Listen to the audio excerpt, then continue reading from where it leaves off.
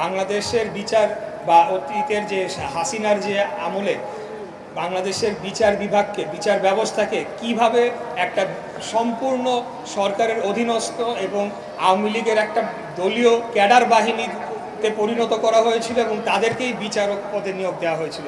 এখানে এটি বলা হচ্ছে যে একটি সুপ্রিম জুডিশিয়াল কাউন্সিল গঠন করা হবে, যার মাধ্যমে বিচারপতিদের নিয়োগ হবে, সেখানে সরকারের কোনো হস্তক্ষেপ থাকবে না এবং একটি আলাদা সচিবালয় থাকবে। আপনারা ইতিপূর্বে দেখেছেন যে আইন মন্ত্রণালয় নামের যে মন্ত্রণালয়টি রয়েছে, তারাই বিচারপতিদের নিয়োগ এবং বদলি ক্ষেত্রে তাদের করে থাকে বিধায় সরকারের একটা সরাসরি হস্তক্ষেপের জায়গা সেখানে তৈরি হয়েছিল এবং এমনও দেখা গিয়েছে যে আইনমন্ত্রী বা আইন সচিব নিজেই ফোন করে বলে দিত যে এই রায় এইভাবে দিতে হবে, ওই রায় সেভাবে দিতে হবে, বিএনপির লোকদেরকে এইভাবে শায়েস্তা করতে হবে। সেই জিনিসগুলো যাতে আগামীতে পুনরাবৃত্তি না ঘটে, সেই জন্য সুপ্রিম জুডিশিয়াল কাউন্সিলের মাধ্যমে এটি করা হবে এবং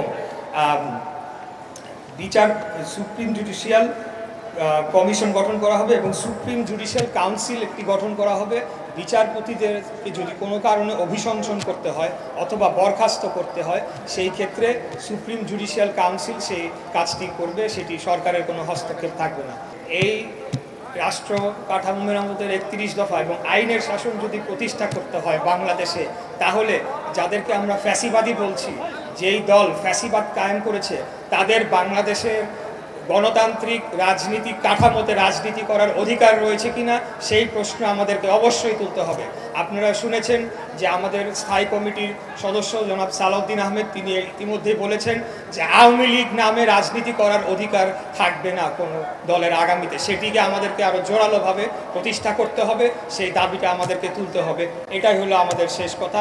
আওয়ামী লীগ যতদিন থাকবে, যাদের ফ্যাসিবাদী কায়দায় আপনারা দেখেছেন তারা কিভাবে রাষ্ট্রকে অস্থিতিশীল করার জন্য এখনো ভারতে বসে চক্রান্ত করছে খুনি হাসিনা, এই অবস্থায় রাষ্ট্র চালানো দুর্বহ হয়ে পড়বে।